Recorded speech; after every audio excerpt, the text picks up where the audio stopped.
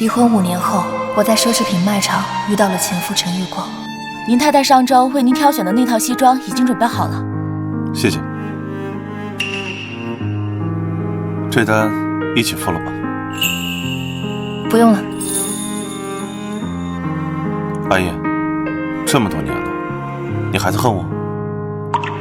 我哪有那么多时间恨的，早就放下了。施小姐，好了。谢谢。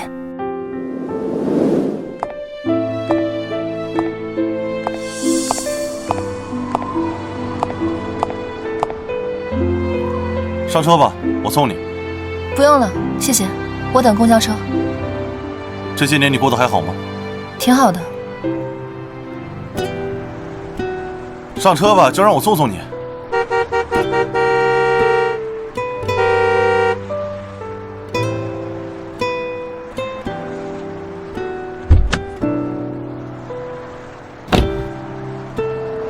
平安小区，谢谢。平安小区？你怎么住那儿？那不是早就荒废待拆了吗？你一个女人，而且……他话说不下去了，我却知道他想说什么。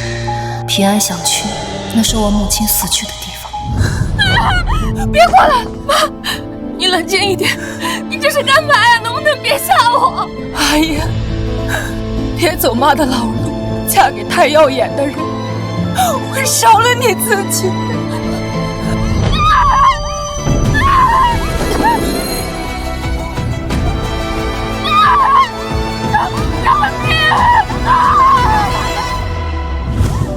10年前的今天，他拒绝参加我与陈玉光的婚礼，从10层楼的天台上一跃而下。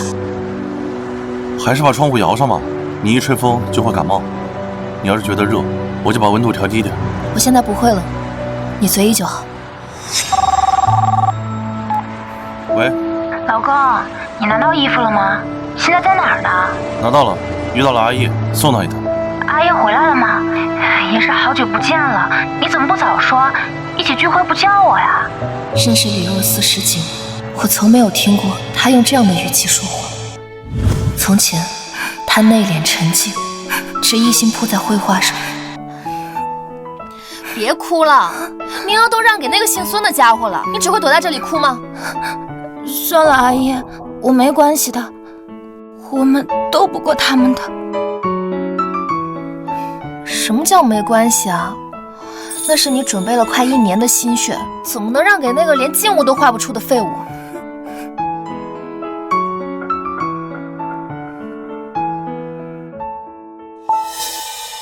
你等着。阿姨，阿姨，这可以啊，线条流畅，颜色也不错，可以多看看。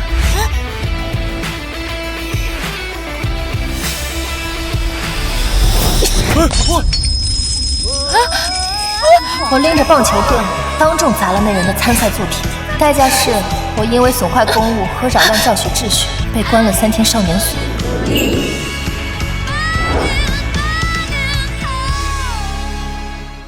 果然，绝对的偏爱会让人长出血肉。记忆里那个总是低眉顺眼、受了委屈也只敢躲在画室角落哭泣的女孩，仿佛被岁月彻底冲刷了痕迹。就是偶遇，人家还有事儿呢，做完我就回来了。偶遇说明咱们有缘呀，请老朋友吃顿饭怎么了嘛？行了，别闹了，先不说了。陈玉光还是一点没变，他决定的事谁也阻止不了。李若思应该比我更清楚这一点。谢谢。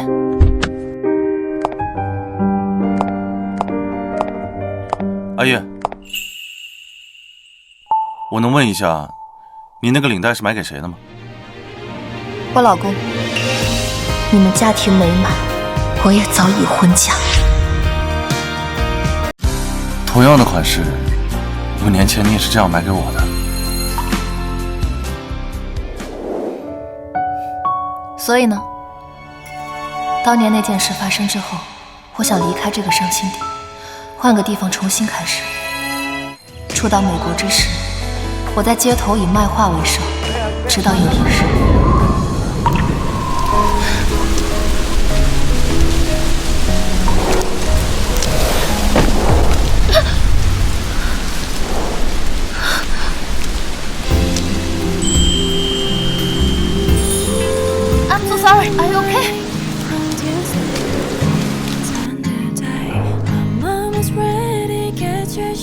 中国人。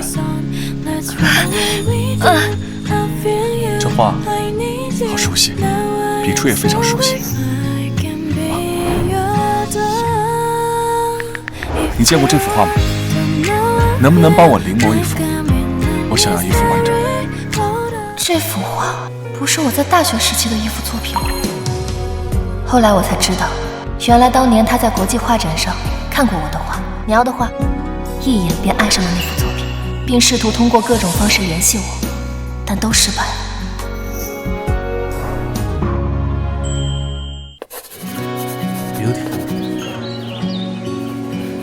季明总是会在下班的时候拎着自己做的饭来到我作画的地方找我。没吃饭吧？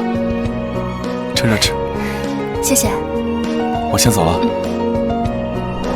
但每次我都能发现他在角落偷偷看着我。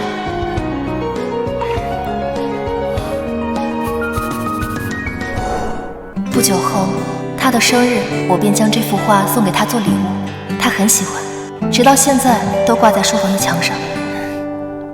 我与他朝夕相处半年，他知道了我的过往，我也知道他是海市首富的身份。那段时间为了海外的业务在美国工作，在我生日的那天，他包下了一间餐厅向我求婚。阿言，你是不是担心会像他一样伤害你？相信我比他好。那一瞬间，我脑海中闪过这一年他对我的种种，我很清楚他和陈玉光不一样。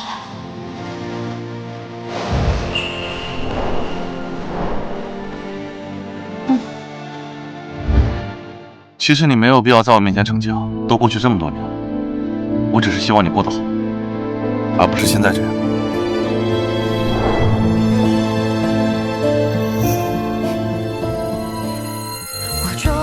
你是觉得我要成为一个为生计奔波的普通人很不堪吗？我觉得挺好的。你真的和以前不一样了。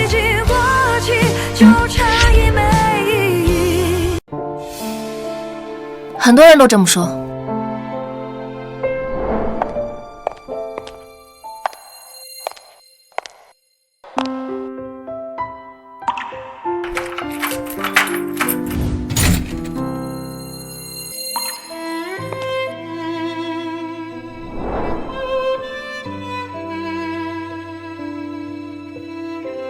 妈，我回来了。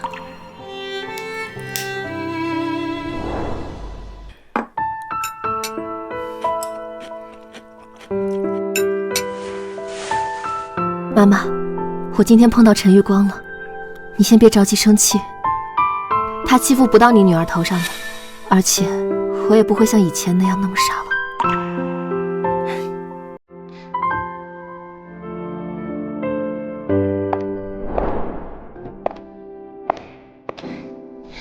看看咱妈的盛世美颜，老看一张黑白都看腻了。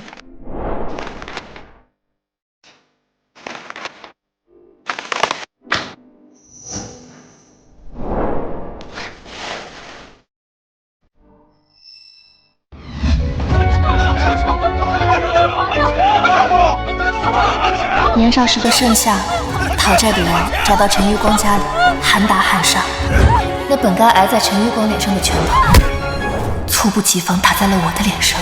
徐烨，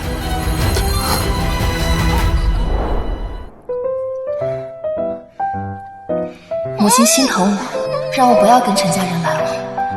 阿叶，我都跟你说了多少次了，不要跟陈家人走得太近，他们家那滩浑水。但没料想到，陈玉光妈妈拖着残疾的双腿，跪在我父母面前，不停地磕头道谢。于是母亲心软，近10年的春夏秋冬，我家的饭桌上常添了一副属于陈玉光的碗筷。妈妈，你辛苦了呀！快让我吃一口。哎，等下，玉还在呢。来，妈妈还给你们准备了东西，这个是阿叶的。逢年过节添的心意，这个也多了一件是玉的。谢谢阿姨。你们干什么？看人家孤儿寡母好欺负是吗？母亲甚至不忙时帮陈母治台，有人欺负到头上了，火力全开，骂的那人不敢再来。后来，他们甚至以姐妹相称。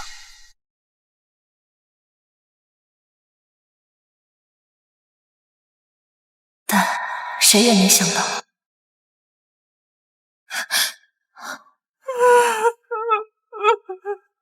就是这个一向懦弱自卑，连说话都结巴的妹妹，爬上了姐姐丈夫的床。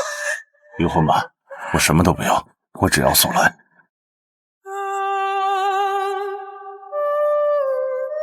阿姨，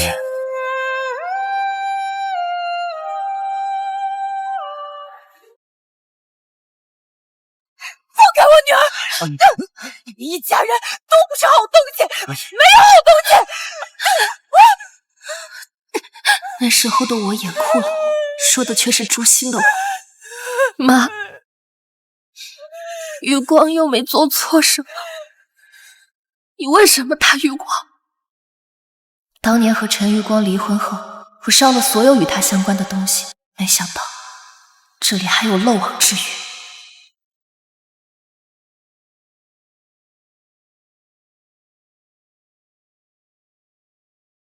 张阿姨，阿姨，这么多年没见，你还是一点都没改变。有光拗不过我们突然造访，没有打扰到你吧？我就不请你们进来了，有什么事吗？若思没别的意思，她就是想来看看你，她还给你带了礼物呢。阿姨，这套护肤品是我最近用着觉得很喜欢的，家里刚好多一套。之前我们不是也会相互送礼物吗？这个我就想送给你，希望你会喜欢。和我家保姆阿姨用的那款有点像。这照片，阿姨，你应该还没放下吧？不至于，一张废纸而已。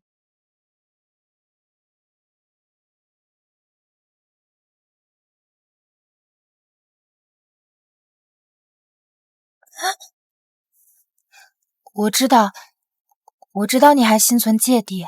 如果你和余光还在一起的话，今天刚好是你们的结婚纪念日。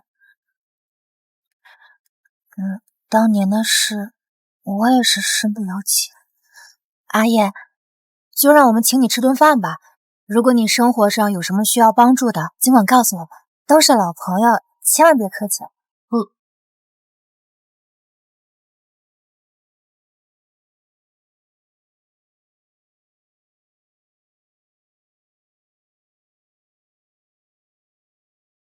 好。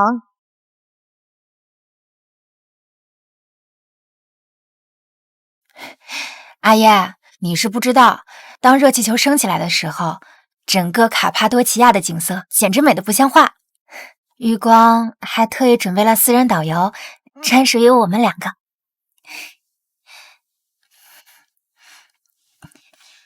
每年一到冬天都要我提醒才记得涂，上次亲得太用力了些，都出血了，你还不长记性啊？别闹，开车呢。看我，你都忘了阿叶还在呢。阿叶，我和余光一直都是这么相处的，你应该不会介意吧？我都习惯了，一时没注意。当然不会，当年你们滚在一张床上的样子我都见过，怎么会介意现在这种小场面？如果母亲还在的话，应该也会惊叹于我现在的改变。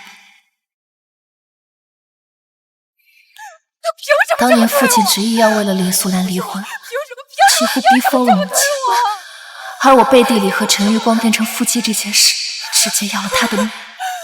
阿叶，他妈妈这样背叛我，你竟然跟他儿子在一起，你对得起我吗？你只有自己对得起我吗？妈，你冷静一点，我和余光是真心相爱的，你的幸福没有了，我还不能追求我自己的幸福了。滚！你给我滚！你给我滚！你给我滚！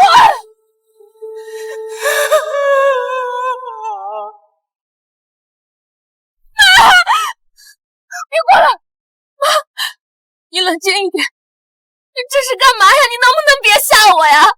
阿叶，别走妈的老路，嫁给太耀眼的人，会伤了你自己。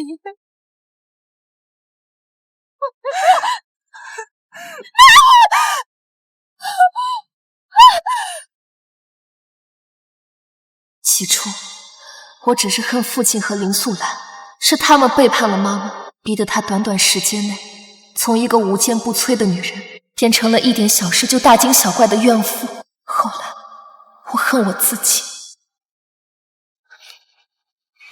那段时间里，行了，我唯独没有恨着陈玉光。快回去吧，他是一颗被蒙尘了的珍你珠，肠胃不好，是命苦却又无能为力的孩子。办完母亲的葬礼后，我在本该度蜜月的时间里，独自去了南方，待了1个月。要不还是我陪你去吧，你一个人我实在不放心。是啊，有什么事儿我们可以一起分担，别自己扛着。不用了，我就是想一个人静静。若思，我不在了，你要照顾好月光。放心吧。后来的1年，我们3人的关系比以前更紧密。陈玉光愈发待我好，公司赚下的第1桶金，他全用来买下那套我喜欢的宝石手链。OK， 到了，3、2、1。我生日，他在全城燃放烟花庆祝。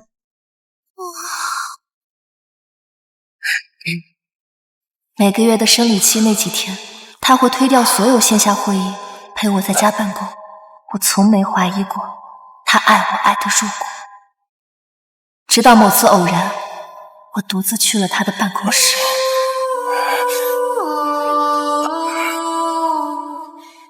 你们在干什么？谁让你进来？出去！你干什么？你疯了吗？停！玉光，我疯了似的砸了屋子里所有能砸的东西。那沙发上曾经是我生命中最爱的人。李若思，你看着我，你为什么要这么对我？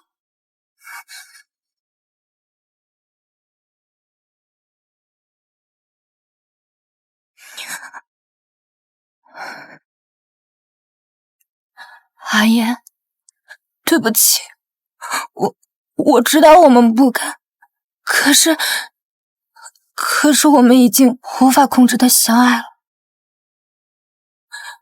求求你，你就成全我们吧，可以吗？他低三下四的样子，想起了那年初雨，他在阴暗巷子口被几个太妹围着欺凌的模样，那么无助，那么需要保护。也是那一年，为了保护他，身为3好学生的我，第1次跟人打架，彻底得罪了那群人。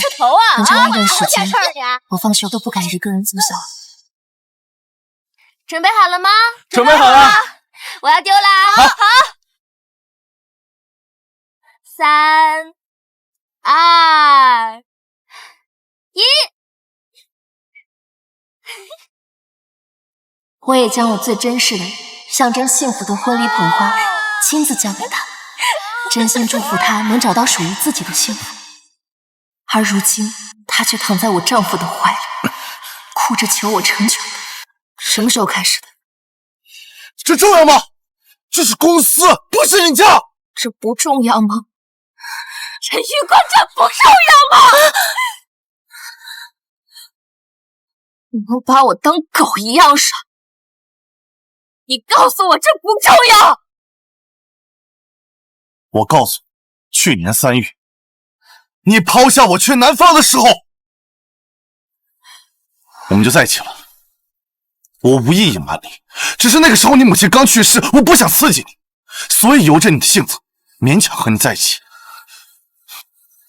若思已经受了很多苦，我不想她再为我担惊受怕。我本来想的是等你母亲忌日过后就跟你提离婚的，今天你正好看到，那我就把话说开，离婚吧，我什么都可以不要，我只要若思，我只要素兰。直到那一刻，我才彻底明白，当年我站在陈玉光这边，推向母亲的那一掌有多重。和陈玉光离婚前，我还是大闹了一场。我用手机拍下他们在床上狼狈的模样，印成无数张传单，配上网址，发给他公司的每一位员工。在写字楼下，用横幅曝光两人龌龊的关系。我去学校举报李若思行为不检点，在他毕业典礼上雇人在大屏幕上循环播放我们3人之间欢声笑语的视频。曾经被我视为珍宝的回忆，全部成了我攻击他们的武器。为了为李若思保驾护航，陈玉光终于肯正眼看我。陈玉光，你好大的本事，竟然还能给他办画展。若思一直都想像你一样，现在梦想就快实现了，与你我的恩怨无关，你别去给他添乱。怎么能叫添乱呢？我都已经准备好了，到时候画展上的人肯定都会很乐意看到那些杰作的。你可以试试。你觉得我不敢吗？陈玉光，我已经没什么可失去的。不，你还有。城南西山墓园 C 区7排12号。你要是还想给你母亲留一片清净地，就听话一点，在离婚协议上签字，然后离我和若思远点。陈玉光，你还是人吗？当初你和你妈吃不饱穿不暖的时候，是我妈收留了你们。签字，然后就是。我泼了陈玉光一脸咖啡汁。那天晚上，我在母亲的墓碑前哭了一夜。第二天，我还是和他去了民政局，情况却和想象中有些不一样。陈玉光只分给了我一套他家的老房子，城北郊区的老房子归你，其他资产用于弥补你对公司造成的损失。要不是若思求情，你1分钱都没有。镜子里的你，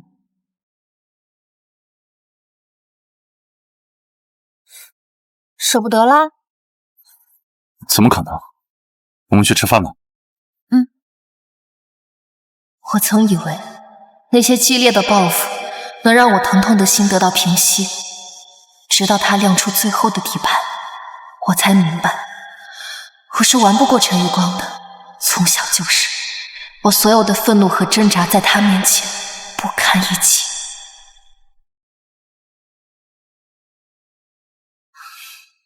心灵钥匙是我和李若思少女时代通信里最常出现的词，代表友谊，地久天长。师傅，去美术馆。去往南方之前，我还是去了李若思的画展。我怀着最后一丝近乎自虐般的怀念，将自己全副武装起来。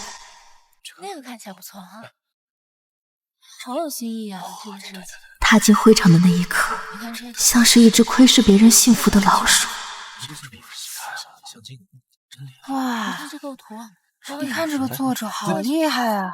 这个色彩是的，用的好大。我看见那幅名为《心灵钥匙》的画，真的很。那是2副光着的躯体，陈玉光的背，哇，他这个设计我的床单，想到的，一定要我亲手种的玉兰。那时候我才知道，原来他和陈玉光第一次发生关系的地方是我家。这怎么了？这是？这位女士，发生什么事了？你有什么需要帮忙？看着好像有什么。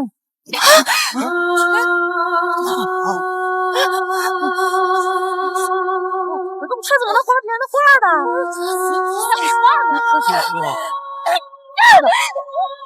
设计错，就这样。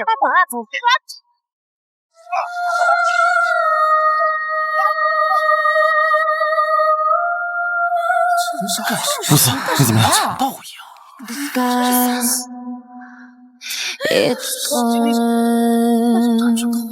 抱歉。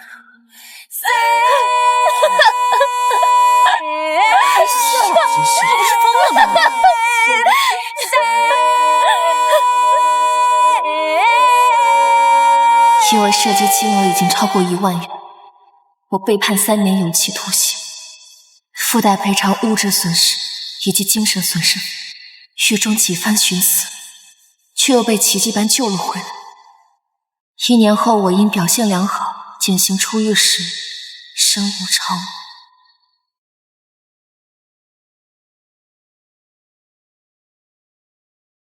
对不起，之前的事是我们不对，下次我会让若思注意分寸。不用，你们是夫妻，恩爱是应该的。我就是看见你，想起了当年那件事，没别的意思。刚刚去补了个妆，没让你们等着急吧？锅开了，快吃。以前呀，我们3个最喜欢一起凑钱吃火锅了。多吃点，别客气，今天我请客。之前是阿叶将就我们，他胃娇嫩吃不了辣，你忘了？没事啊，我胃现在好得很，毕竟几年如一日的调理，早已经让我的身心恢复到最好的状态。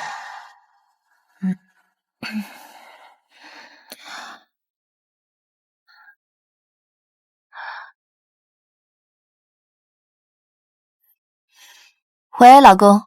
老公，阿叶，你结婚了？老婆，带小崽子上个电视，比我上10天班还累。等你回来看见我，肯定会说我瘦了。哪有妈妈？爸爸今天被一个阿姨带上，聊得可开心了。臭小子，专门给你爹我挖坑是吧？那是主持人在做大嫂呢。别瞎说。季总裁，谢氏集团现在稳步上升，您对公司未来发展有什么规划吗？等我回去好好审问你。阿叶，你真的结婚了？他是谁啊？是本地人吗？如果你实在过得很拮据的话，一定要告诉我们，我和玉光都会帮你的，都是老朋友，千万别客气。他们大概不知道，海市的首富是无论如何都不会需要他们的帮忙的。够了，若思，你今天说话有些不知分寸。如果阿叶已经结婚了，他为什么还会住在那个破旧的地方？而且他玄关的鞋柜处没有一双男士拖鞋。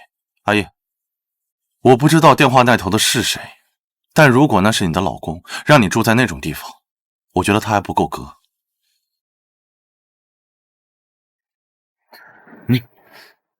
看看这个。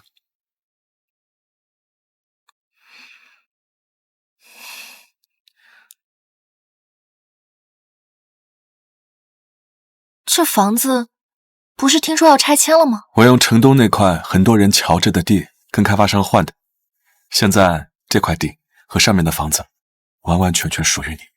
我知道，那里有你和母亲的回忆，是你的寄托。我不希望你失去它。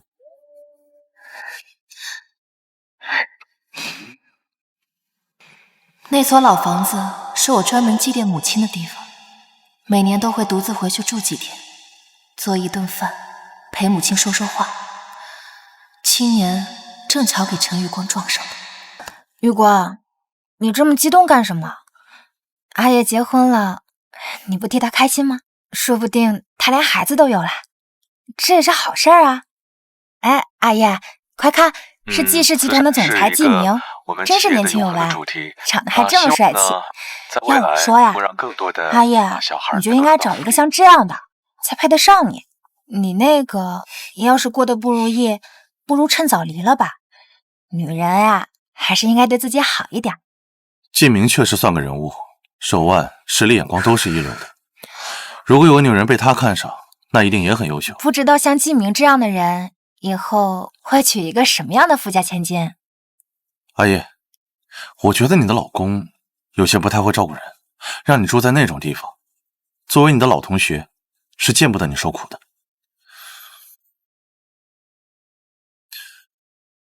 这里有张卡，里面有钱，不用你还，我会定期向里面打钱的。是啊，阿叶，你就收下吧，就当是我和玉光的一点心意。你为什么要突然给我钱？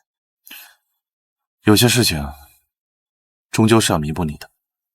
当年离婚，他跟打发叫花子一样打发我，吃准了我拿他没办法。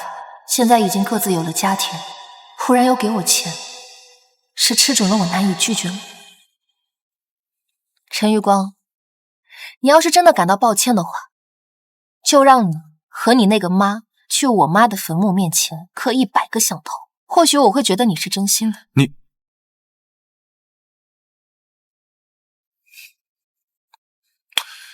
阿爷，把卡拿上，放手。就当是为了你自己，别逞强。陈玉光，你有些越界了吧？那让我送你回去，天色已经晚了，你还一个人。是阿爷，就让玉光送你回去吧，安全第一。不用麻烦了，一会儿我老公会来接我。谢谢你们请我吃的这顿饭，我吃的很好。谢谢你们请我吃的这顿饭，我吃的很好。你撒谎！你怎么可能结婚呢？你当初为了我命都可以不要，你告诉我你结婚了，你别逞强好不好？阿爷，我知道当年是我不好，是我不该抢走玉光，我心里一直很愧疚，我想弥补你，但你不能因为恨我，你就撒谎作践自己啊，何必呢？撒谎，作践自己，你们是不是太高看自己了呀？我郑重的再告诉你们一遍，我已经结婚了，我老公很爱我，我们过得超级幸福。你们不用在这儿一个唱红脸，一个唱白脸的在这挑拨离间了。阿爷，你说什么呢？你家我们又不是没去过，没有一丁点男人存在过的气息。你老实说，你是不是在外面当上了那种上不得台面的老男人的情人啊？阿爷，你不能自甘堕落呀！破坏别人的婚姻是不会幸福的。你有这个闲心，在这对我进行这么富有想象力的恶意揣测，不如去关心一下你那个靠抄袭和资本运作捧出来的画展，看看还能坚持多久。够了！你告诉我你结婚了，那好，你的结婚对象到底是谁？陈玉光，你听好了，我的老公就是你们口中说的海市首富纪明。陈玉光，你听好了，我的老公就是你们口中说的海市首富纪明。纪明？哪个纪明啊？海市首富纪明啊？失业，开玩笑也有个度。纪明他刚刚回国，在媒体上露面也是屈指可数的，他怎么可能结婚？也是，作为首富的纪家向来低调。当年我们在国外办了一场低调美好的婚礼，没几个人知道。就是，纪家是什么样的身份？百年望族，顶级豪门。像纪明这样的人，就算是娶，也会找一个门当户对的顶级名媛，而不是像姐姐你这样一无所有的普通人。阿爷，纪太太的身份可不是那么容易好冒充的，这玩笑有点太大了。好，就算你结婚了，结婚对象是那个纪明，他纪明怎么可能让你住平安小区那样破败待拆的地方，还让你背这个破包出门？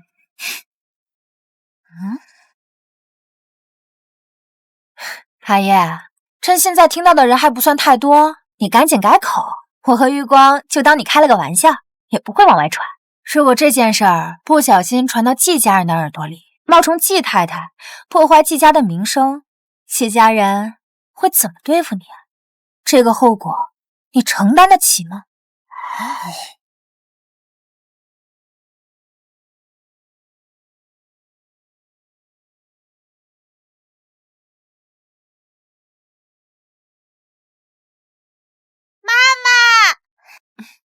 布布，哎呀，妈妈，你在电视上看到布布了吗？布布是不是很乖很棒，没有乱动哦？布布最厉害啦，是全世界最乖最棒的小宝贝啦。原来如此，你不仅学会了撒谎，你还未婚先孕，你孩子都这么大了，你真是让我变得一点都不认识了。小叶，你怎么变成这样了？你自己品行不端就算了，怎么还生下了一个其父不详的野种？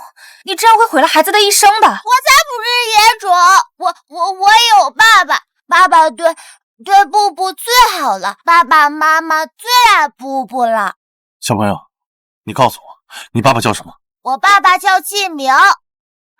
师爷，你不仅说谎，你还哄骗小孩子，你知不知道，你这些话要是传到季明耳朵里，他们会让一个来历不明的女人和一个孩子去玷污季家的名声吗？你们会受到惩罚的。谁敢动我太太和儿子？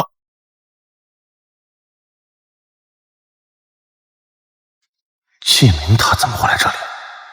完了，一定是师爷胡说八道的话传到他耳朵里了。玉光，不能让季明误以为我们和实业是一伙的，必须立刻划清界限。季先生，季先生，您千万别误会啊，是这个女人，她早些年受了点刺激，精神可能不太正常。哎，对，所以总会做一些不切实际的幻想，还非要说自己是您妻子呢。是啊，季先生，我们虽然是一起长大的发小，但是今天晚上确实是偶遇。他非说她是您妻子，还说那个孩子是您儿子，我们怎么劝他都不听，正在为这个事儿发愁呢。对，这孩子来历不明，怎么能胡乱认父，玷污季先生的清誉呢？我们虽然是旧相识，但是已经很久没有来往了。今天晚上真的只是偶遇。哎，对，季先生，他们就是胡说八道的。要是不小心冒犯到您了，就大人不计小人过，放了他们两个吧。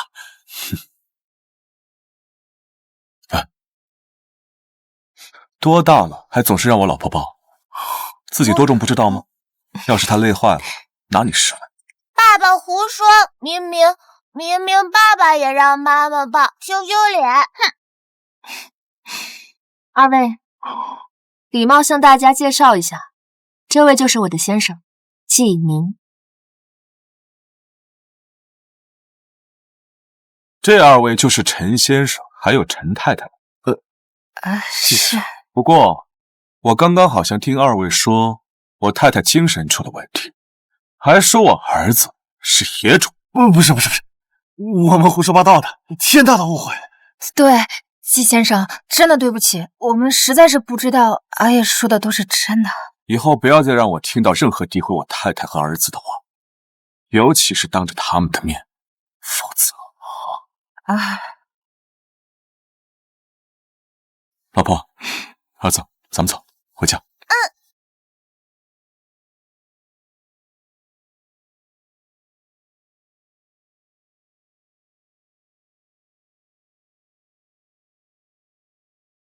阿叶，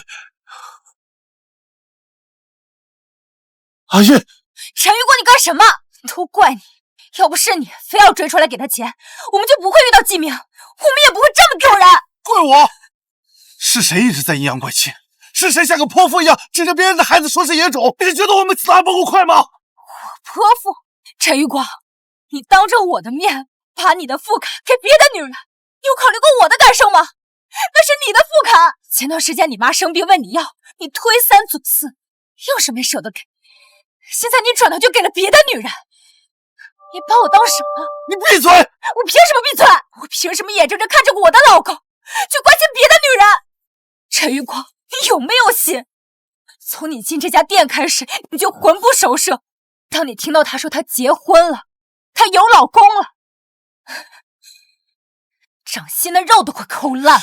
李若思，陈玉光，我到底算什么？我们结婚这么多年，我算什么？算你自作自受。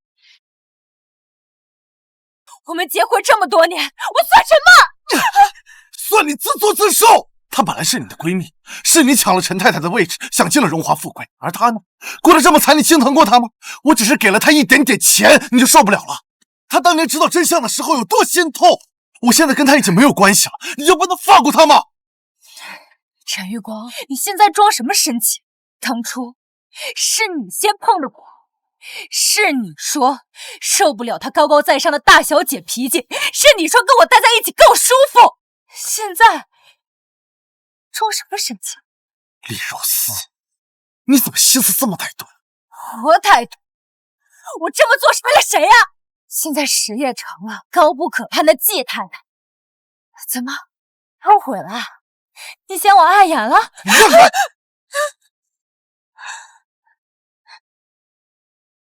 你自己回去吧，我去找阿姨。陈玉光，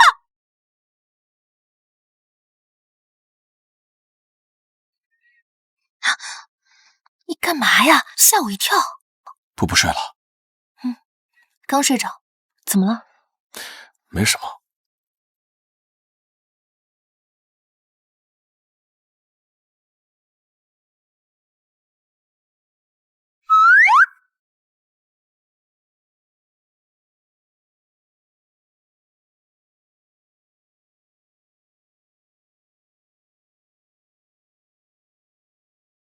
到底怎么了？你从回来开始就怪怪的。我今天只是和他们吃了顿饭，全程就我们3个人，正大光明。我知道，我去接你之前，负责打扫平安小区那边的阿姨发现了这个，放在玄关上很显眼。她拍照问我是否需要清理的。这个呀，我差点忘了。既然他们上赶着送，那我干嘛不要呢？正好，明姨最近说她之前用的护肤品用完了，我看她挺喜欢那个牌子的，拿来送她刚刚好，物尽其用。再说了，我也给你买礼物了呀，你看，我帮你戴上，看看喜不喜欢。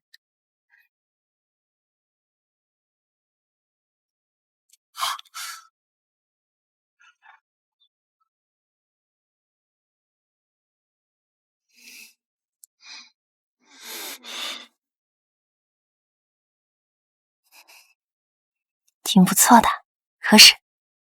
我的眼光果然不错。谁在意这个了？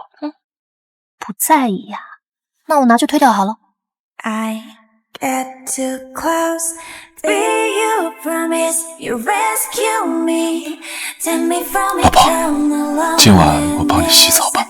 When you come and 老婆，今晚我帮你洗澡吧，帮你洗得干净一点，差点就沾到不干净的东西了。季总这是要以身试法，亲自检查有没有残留。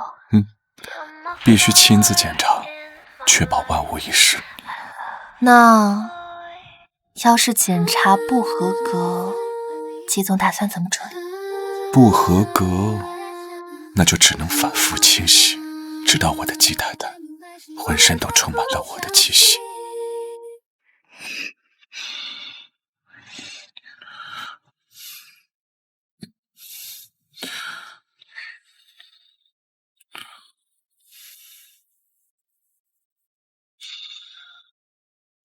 阿燕，我在你心里到底是什么地位？我们季大总裁在商场上运筹帷幄，杀伐决断，没想到在感情里还像毛头小子一样患得患失啊！商场上的项目没了可以重来，亏了可以再赚，但你只有一个，谁也我不能错，也错不起。傻瓜。 let me know, tell me that you 못 산다 해도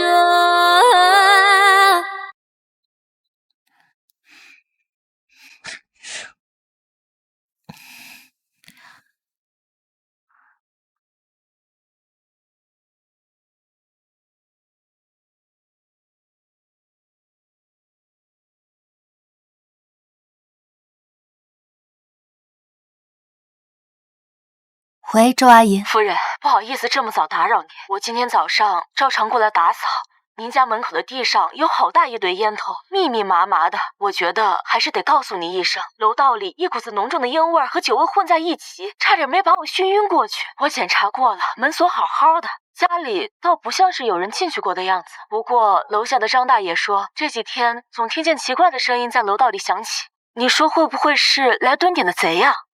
辛苦您了，周阿姨。我一会儿亲自过去看看，您就先回去吧。好。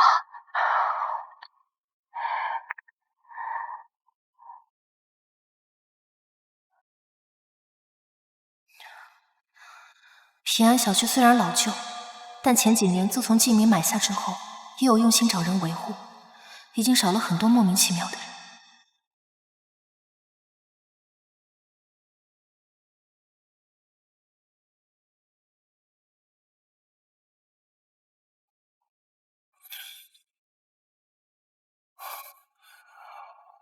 阿言，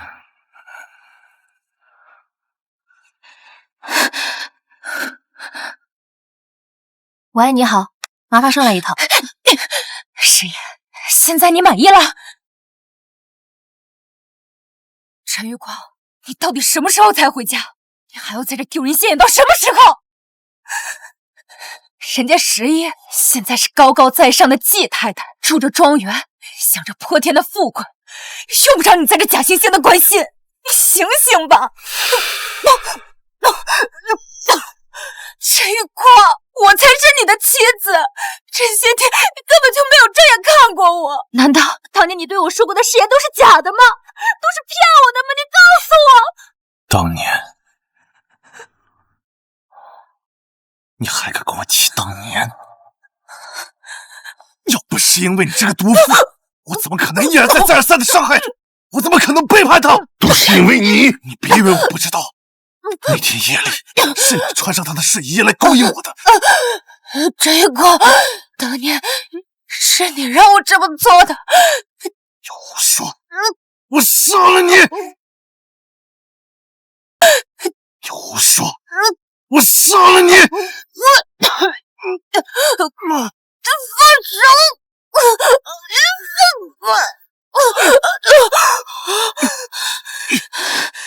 季夫人，非常抱歉，是我们的疏忽，我们立刻将这2位列入小区访客黑名单，永久禁止他们进入。阿姨，听我说，我后悔了。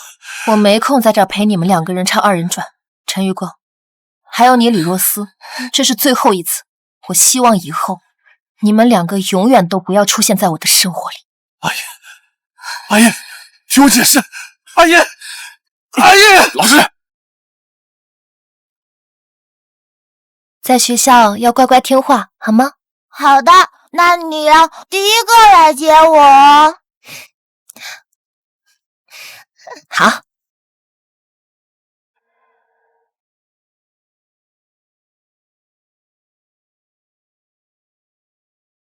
小叶，是十叶吧？我是林阿姨，是玉光的妈妈。你应该还记得我吧？离婚吧，我什么都不要，我只要宋兰。阿姨，最近真是通了熟人网，一个2个，阴魂不散。走吧。站住！是你，是不是你怂恿玉光，让他逼着我去给你那死去的妈磕头认罪？你在车里乖乖等一下妈妈。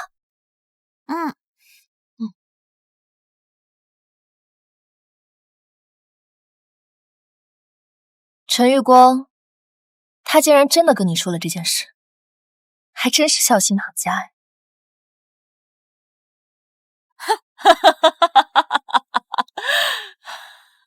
你以为我不知道你想干什么？你看着我们家发达了，就想来分一杯羹，这也就罢了。但你还怂恿我儿子，让他逼着我去给你妈认罪。我告诉你，当年是你爸非逼着要跟我在一起的。我一个弱女子，我除了抓住那唯一的救命稻草，我还能做什么呢？谁没有点难处呢？你说是吧？可是你呢？你跟你那个死去的妈一样，你们都是虚伪的人。他当年告诉我他有多心疼我，可他砸到我头上的那一下也没有一点含糊。他这一切都是他自作自受，活该他短命。本以为时隔多年，内心早已坚如磐石，对这些污言秽语可以毫不在意，没想到却还是被眼前这个面容扭曲、肆意诋毁母亲的女人激起了滔天的怒气。这怒火灼烧着我的理智，让我指尖发麻。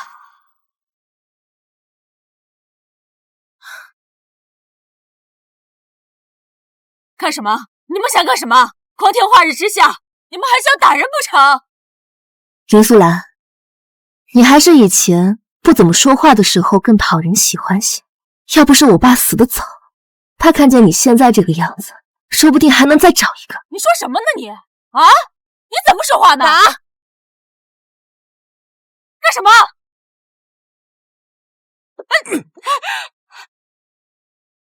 真打呀你！我告诉你，我会到法庭上告你们的。你给我等着！如果需要起诉我们的话，可以打名片上的电话，我们的律师会直接联系你，与你洽谈。妈妈，这个怪奶奶是谁啊？布布先去上学，放学了妈妈第一个去接，行不行？行。开车。你站住！站住！老师，拜拜，拜拜，明天见。哎，布布妈妈平时不是最早就来了吗？今天怎么还没到啊？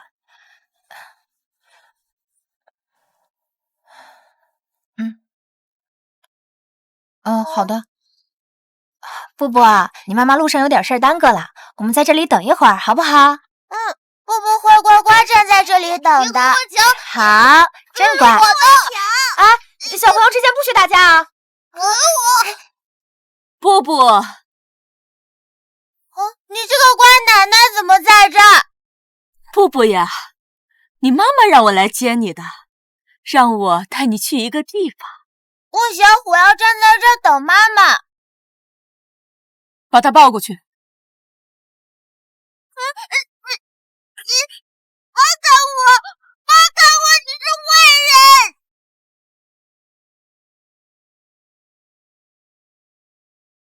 车子怎么回事？已经检查了10分钟了，还没检查出什么问题吗？好像是冷冻液管子的问题，具体估计得到 4S 店排查了。要不这样，我先叫别的车过来送你。不用了，我自己打车吧。布布老师，不好了，布布妈妈，布布不见了！什么？我们要去哪里？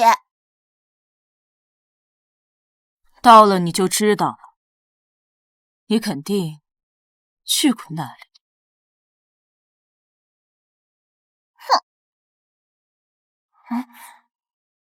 妈妈说到我的位置，应该很快就能过来。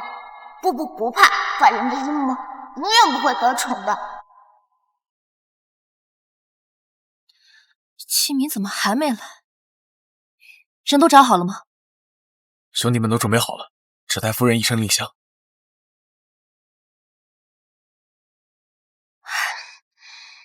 是布布发来的位置，看来他暂时没有生命危险。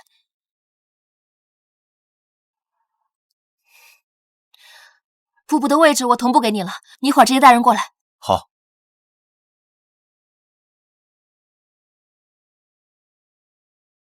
就这个位置，快！敢动我启明的儿子，我的不耐烦了。下来，别动，过来！到了，就是这。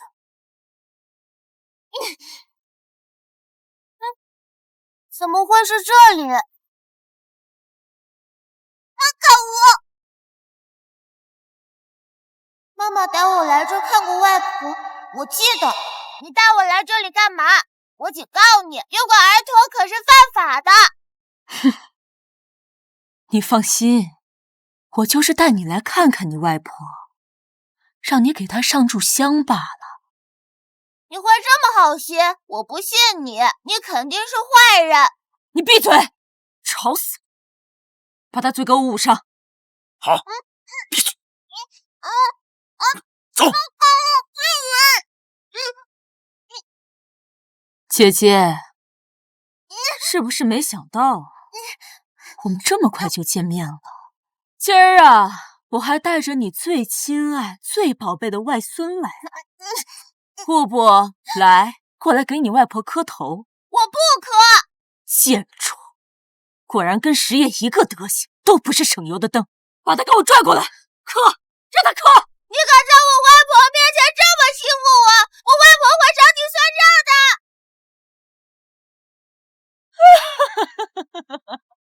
你外婆这个废物，别说是欺负你，就是我绝了她的坟，她又能把我怎么样呢？生前看不出自己的男人，死后也是个没用的废物。不许你骂我外婆！给我磕，磕到我满意为止。磕完，我再给我这个老姐姐挪个地儿，我要让她女儿石叶这辈子都找不到她母亲。给我磕，拉住她，给我磕！我想要钱了吗？跪下，跪下！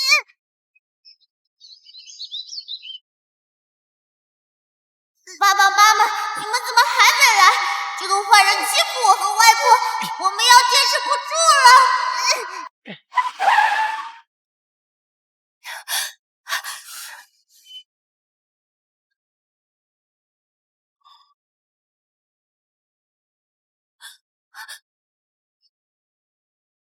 婆婆，我愿意给我外婆磕头，但绝不是被你逼着磕的。好啊，你还挺有种。要是我把你外婆的坟掘了呢？啊！我的耐心是有限的。决定了吗？磕还是不磕？磕还是不磕？好，看来你的骨气比你外婆更重要。别跟我外婆磕！小兔崽子，我还治不了你了。不，妈妈！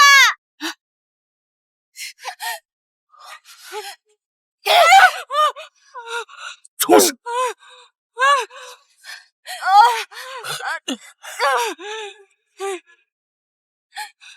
吓死妹了！吓死妹了！妈妈别担心了，布布没受伤。聪明勇敢，不愧是我儿子。你们怎么知道我们在这儿？当然是我给妈妈发信息了呀，大笨蛋！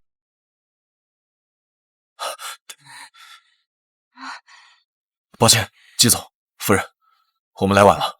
把林素兰扣起来，将他们2个人一起带到警察局接受惩处。等等，既然你这么挂念我母亲，那就在她墓碑前好好磕头道歉吧。动手！别过来！别过来！放开我！师爷让你的人放了我，要不然我肯定饶不了你。你现在寡不敌众，还敢威胁我？你个杂种！你跟你妈一样，都是个废物！要不是你，我妈也不会郁郁而终。怎么还有脸挟持她的外孙，在她面前讨伐的呢？贱种！我要去警察局告你虐待老人！谁能证明你的伤是我导致的？放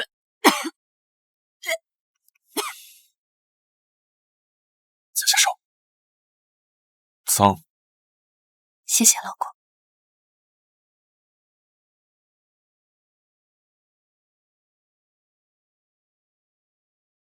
妈，对不起，打扰你清静了。改天我再来好好看你。走吧。把他带走。放开我！放开我！放开我！老实点！放开我！走！放了我！我跟你们说话呢，你们听见没有？凭什么抓我呀？该抓的人是他，是这个贱人！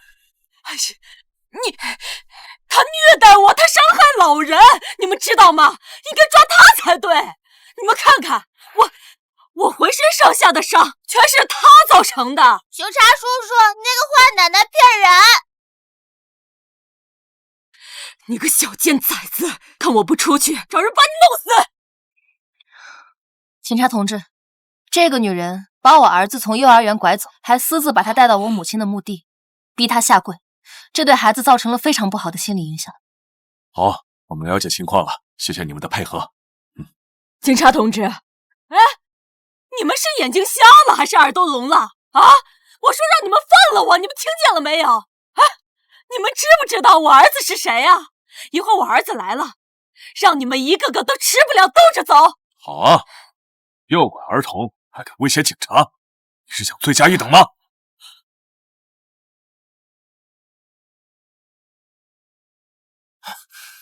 我没有诱拐儿童，我就是想带着他去他外婆的坟前磕个头，这也有错吗？警察同志，我这玉光，快，你赶紧让他们帮我把这个解开。夫人，你看看他们一个个啊，他们所谓的人民公仆就是这样欺负我的。你替我说句话呀，哎，妈，当年你和石叔的事，我是睁一只眼闭一只眼，石爷的母亲被你逼死，你在暗中撺掇，我也忍了。现在你还绑架石爷的儿子，你是想让我去死吗？妈，这都是为了你好啊，我没有绑架他，我只是想教训他一下，但是他们居然想让我……陈先生，这件事情我们不会轻拿轻放的。季总说了，凡是威胁到夫人和少爷生命安全的人，我们是不会让他轻易在海市随意游荡的。哼，还敢跟我放狠话？难不成还想把我杀了啊？季家是守法公民，不然你认为你还有资格坐在这里安然无恙？你以为你们是谁呀？正式介绍一下，这位就是海市首富季明先生的夫人。什么？海市首富？一个被我儿子玩腻了的贱货，怎么可能是海市首富的？你别说了。请问，我妈的量刑大概是多少？这要看法院那边具体怎么判了。妈，对不起，我来晚了，怎么伤着了？若思，月光他不要我这个妈妈了，月光他不认我了。妈，怎么会呢？您不仅是玉光唯一的母亲，还是孩子唯一的奶奶。孩子？你是说你怀孕了？今天早上刚查出来的，还没来得及告诉你们。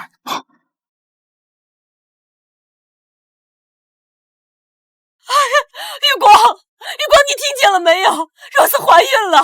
玉光，你听见了没有？若思怀孕了！这位女士，这里是警察局，不是菜市场，请你小点声。警察同志，要是没什么事的话，我就先走了。好，您在这签个字就可以离开了。若思，妈，先别说了，等玉光先把这里处理完再说。没什么好处理的。当年石毅坐了1年半的牢，也是拜你们所赐，这就是因果报应。我不可能拿陈氏的未来去赌，你好自为之吧，妈。玉光，你真的要做不孝子吗？玉光，你给我回来！玉光，阿姨，不许靠近我妈妈！没事的，布布，没事。阿姨，我的母亲是个没什么见识的农村女人，我向她对你做的事道歉。你们走法律程序，想怎么惩罚她都可以，我不阻拦。这些天我也想清楚了，我要让那些曾经伤害过你的人都付出代价。明天我就会和李如斯离婚，那个孩子也不会讲理。你的家事不用跟我说，况且曾经伤害过我的人也包括你。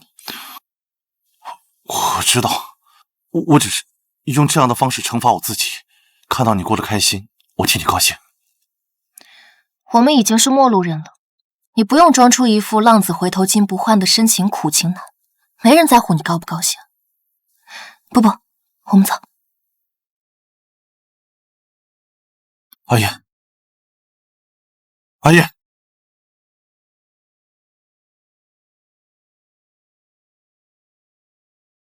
被告人林素兰以欺骗、引诱方式，意图将未成年人带离监护人，其行为已经构成了拐骗儿童罪。公诉机关指控罪名成立，鉴于被告人犯罪目的卑劣且无悔罪表现，对社会秩序和儿童人身安全造成潜在威胁，依据刑法第262条之规定，判决如下：被告人林素兰犯拐骗儿童罪，判处有期徒刑3年。法官大人，我婆婆她年纪大了，身体也不好，她只是一时糊涂，而且我怀孕了，可能是我说的有些话刺激到她了，求你就看在她一片余光，你说句话呀，你帮忙说句话呀，余光。求情意见，本庭已经听取，但法不容情。被告人犯罪事实清楚，证据确凿，必须依法惩处。休庭。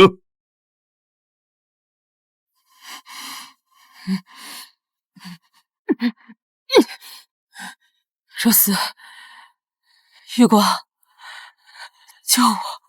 妈做这一切都是为了你啊，余光，都是为了咱们这个家。是因为你，这一切都是因为你。你说什么？你怪我？难道不是吗？要不是因为你当初不要脸爬上师爷他爸的床，我跟他能变成这个样子吗？都是因为你！你个不孝子！妈！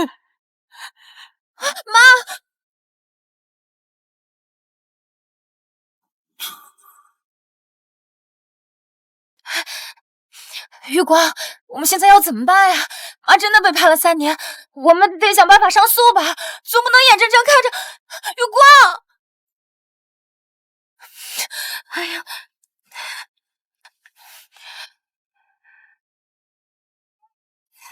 余光，我们这是回家吗？余光，这不是回家的方向，你要带我去哪儿啊？你说话啊，余光！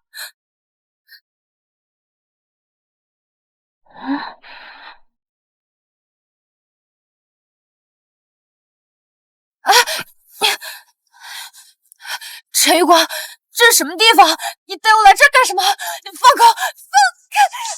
你放开！就是他，走干净点。你不能这么对我，我肚子里可是你的孩子，是你的亲骨肉！你放开我！你放开我！陈月光，老公，我知道错了，我知道错了，我以后什么都听你的，老公，我不要伤害我们的孩子，求求你了，我知道错了，我真的知道错了，他不的孩子，陈月光，你放开我，放开我的孩子，放开我，放开！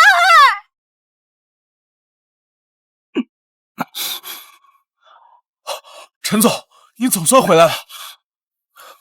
从昨天开始，我们就已经收到了7家公司的正式解约函，其中包括我们合作了5年的大客户启明科技，还有银行那边来电话说，我们下个季度的贷款被明确拒绝了，公司的资金链彻底断了。财务部核算过，公司的流动资金加上固定财产也很难填补这个窟窿，除非立刻变卖您名下的房产和股权套现，否则公司只能申请破产清算了。滚！给我滚！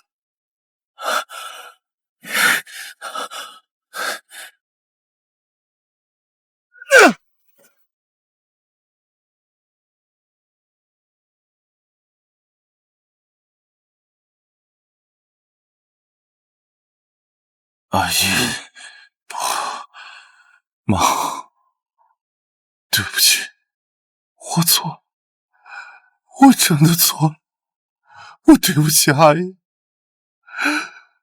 我这种人活该被重判牵连，活该一无所有。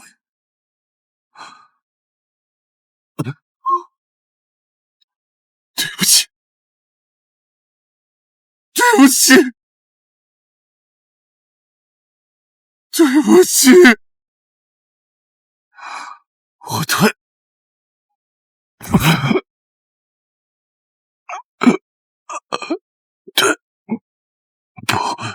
起。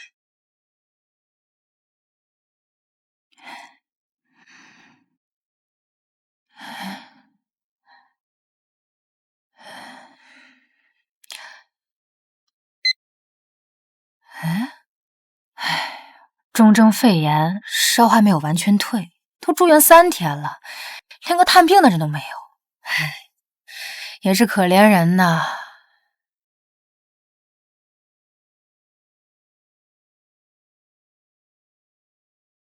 休息会儿吧，别累坏眼睛了。夫人，有您一封信，陈玉光先生寄的。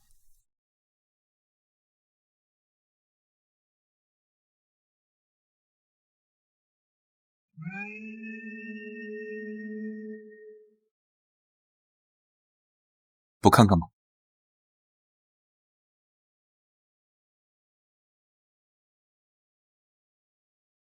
他不值得。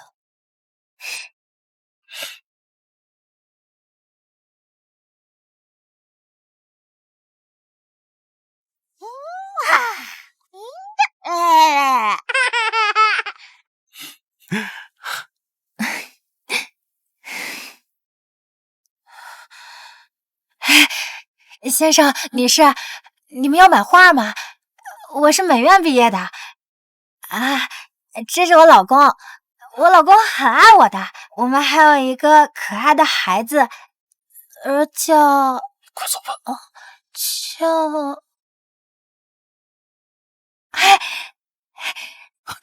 先生、女士，你们要买画吗？我是美院毕业的。芳芳，你们的孩子真可爱，我也有一个宝宝。我老公很爱我们的，但是他有点忙，不过他一有时间就……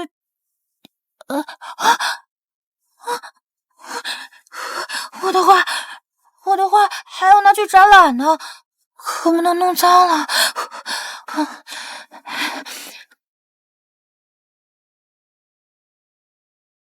妈妈，这个阿姨说话好奇怪呀，好像有点眼熟。你认识她吗？不认识啊。妈妈，我要吃糖葫芦。好，那妈妈给你钱，你自己去买好不好？好。去吧，慢点，别摔了啊。季明，谢谢你，谢谢你让我知道了什么才是真正的爱。是因为你值得。